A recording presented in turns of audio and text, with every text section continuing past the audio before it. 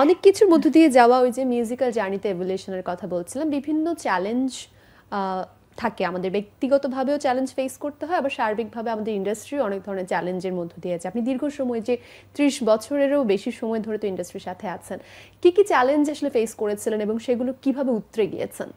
নীল, আমি না এটাকে চ্যালেঞ্জ বলবো না, আমি স্পিড ব্রেকার, তুমি দেখো না রাস্তায় স্পিড ব্রেকার কিন্তু একটা গাড়ির ভালোর জন্য, একটা মানুষের ভালোর জন্য, হয়তো স্কুল আছে সামনে, তখন একটা ব্রেক দেওয়া হচ্ছে স্পিডকে। তা আমি মনে করি যে আমার জীবনের যত স্পিড ব্রেকার সব আমার ভালোর জন্য করা হয়েছে। এবং আমি যে জীবনের যে সম্পর্কগুলোকে আমি সবচেয়ে মূল্যায়ন করেছি, মানে আমার জীবনের থেকে বেশি মূল্যায়ন করেছি, তো সেই সম্পর্ক দুটোকে আমি আমি যে আমার প্রাণ মতন ভরপুর আমি সময় দিতে পেরেছি, কাজ করতে পেরেছি, তাদের সান্নিধ্য পেয়েছি, এটাই আমার জীবনের সবচেয়ে বড় মেডেল।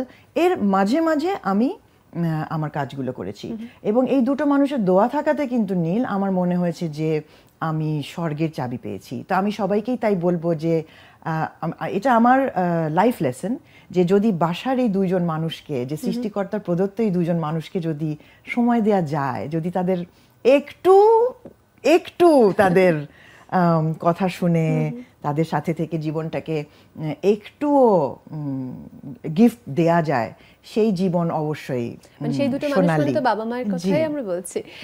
এই জায়গাটা অনেক বড় একটি ব্যাপার। আমাদের প্রশ্নও থাকে অনেক সময় যে পরিবারের সহযোগিতা কতটুকু পেয়েছেন, পরিবারের অনুপ্রেরণা কতটুকু কাজ করেছে। সেই জায়গা থেকে বাবা মায়ের কথা তো বললেনই, পরবর্তীতে বিয়ে, নিজের সংসার, সেই জায়গাও আছে।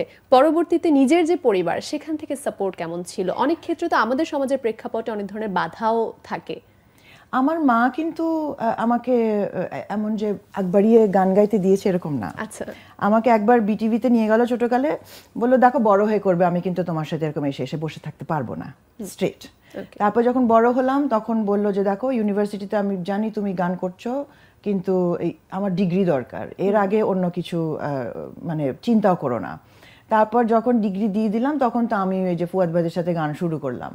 তারপরে আমি চাকরি করব খুব, তখন বললো যে মানে সব কিছুতেই কিন্তু আমার আম্মার একটা বিরাট শাসন।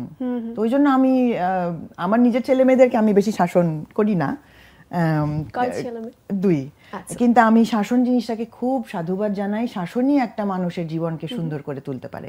আর প্রতিবন্ধকতা বলছো যে আমি জেন্ডারকে আনবো না, প্রতিবন্ধকতা বলতে আমি যেটা মনে করি আমার কি বলবো, যুগের সাথে তাল মেলানোর বিষয়টা হয়তো বা আমি একটু পিছিয়ে। আমাকে দেখে মনে হতে পারে যে অনেক স্মার্ট, অনেক কিছু, যে ওয়েস্টার্ন এই সেই, যেমন গান গাইছি পপ, কিন্তু ভেতরে আমি খুবই একটা মানে ওই যে পিছিয়ে বসে থাকবো, সামনে যাব না, এই টাইপের। আমি কিভাবে টেলিভিশনের সামনে, স্ক্রিনের সামনে এসেছি, এইটা মানে হারুন ভাই বলতে পারবে, হারুন, সেই সময় উনি আমাকে মানে বলেও স্ক্রিনের সামনে আনতে পারেন না। আমার প্রথম যেটা আমার স্ক্রিনিং ছিল,